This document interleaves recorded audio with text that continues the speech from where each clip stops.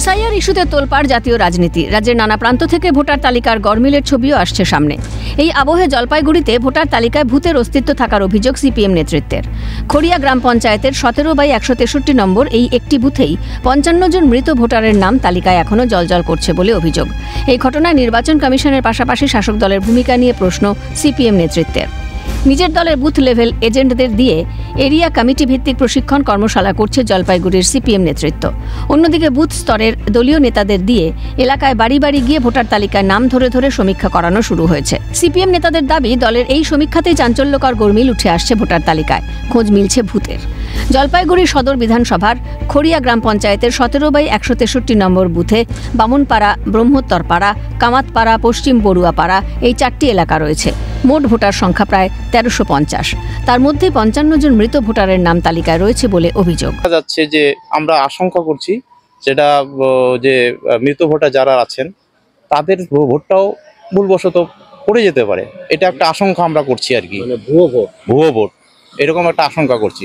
তারপরে ভুতুরে ভোটার যেটা বলা, হ্যাঁ ভুতুরে যেটা, আর তার মধ্যে হচ্ছে আনসিন, যেটা কোনো ট্রেস পাওয়া যাচ্ছে না, এরকম 2-4 জনেরও নাম আমরা পেয়েছি।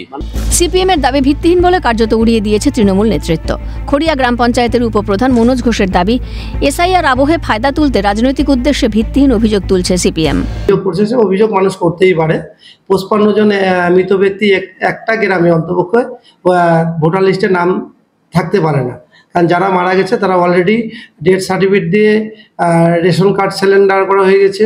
এটা বিএলওর কাজ যে বাড়ি বাড়ি ঘুরে কে মারা গেছে তাদের ভোটার লিস্ট থেকে নাম বাতিল করার দায়িত্ব তাদের।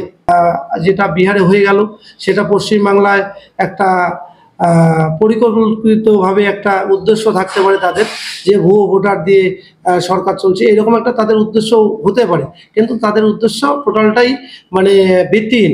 অন্যদিকে বসিরহাট পুরসভার 3 নম্বর ওয়ার্ডের 251 নম্বর বুথে 32 জন ভুতুড়ে ভোটার। তারা সকলেই মৃত, কিন্তু তাদের নামও রয়েছে ভোটার তালিকায়। যে বুথের মোট ভোটার সংখ্যা মাত্র 1084 জন। যদিও বিষয়টি স্বীকার করে নিয়ে ইলেকশন কমিশনকে জানাবেন বলে জানিয়েছেন বসিরহাট পুরসভার ভাইস চেয়ারম্যান সুবীর সরকার। হচ্ছে যে পোর্টালটা হচ্ছে অল ইন্ডিয়া জুড়ে এই পোর্টালটা আছে। স্বাভাবিক কারণেই নির্বাচন কমিশনার দপ্তর আমাদের যখন এখান থেকে পোর্টাল থেকে তাদেরকে বাদ দেওয়া হচ্ছে, ডেথ সার্টিফিকেট শো করা হচ্ছে, তাহলে নির্বাচন কমিশনার নিশ্চয়ই সেটা দেখতে পাচ্ছে যে পোর্টালে তাদের নাম এসছে এবং তারা মৃত, কিন্তু আমরা দেখতে পাচ্ছি যে সেই ভোটারগুলো এখানে ওইভাবে রয়ে গেছে। এটা আমার মনে হয় যে এটা নির্বাচন কমিশনের। সকলেরই পরিবার ডেথ সার্টিফিকেট তুলেছে, কিন্তু কিভাবে সেই নাম ভোটার তালিকায় আছে তাই জানেন না তাদের পরিবারগুলো। কিন্তু না কাটলে কি করবো বলেন, ডেথ সার্টিফিকেট আছে আমাদের কাছে, সে তো পৌরসভায় জমাই আছে। পৌরসভায় জমা থাকলে যখন, তো পৌরসভার এগুলো তো এদেরই কাজ না এগুলো ক্যান্সেল করা, বাদ দেওয়া। তো এরা যদি বাদ না দেয় তা আমরা কি করতে পারি? আচ্ছা, তা এদের তো ডেথ সার্টিফিকেট আপনারা তুলেছিলেন? হ্যাঁ হ্যাঁ, তা ডেথ সার্টিফিকেট তোলার পরে তো এমনি রেশন, ভোটার কার্ডের থেকে নাম এগুলো তো বাদ যায়। হ্যাঁ, ওগুলো বাদ গেছে। রেশন তো পরপরই হচ্ছে মিটে গেছে, ওদের রেশন টেশন পাই না। হ্যাঁ, কিন্তু ভোটার কার্ডের নাম রয়েছে। হ্যাঁ, ভোটার কার্ডের নাম আছে। 30টা পাওয়া যায় বর্তমান পৌরসভায়। এখন যদি দেখা যায় তাহলে কতটা ভোটার এরকম আছে, এই বিষয়টা আমাদের ভীষণ চিন্তিত যে এরকম ভুতুরে ভোটারের সংখ্যা কত। আমরা কি চাইছি? আমরা চাইছি এই ভুতুরে ভোটারগুলোর জন্য না থাকে। ভুতুরে ভোটার ইস্যুতে সরগরম রাজ্য রাজনীতি। তবে কি ভুয়ো বা ভুতুরে ভোটারই গড়বে সরকার, নাকি হবে স্বচ্ছ নির্বাচন? প্রশ্ন ওয়াকিবহাল মহলের। জলপাইগুড়ি থেকে তিতাস পাল ও বসিরহাট থেকে শামীম মোল্লার রিপোর্ট, ক্যালকাটা নিউজ।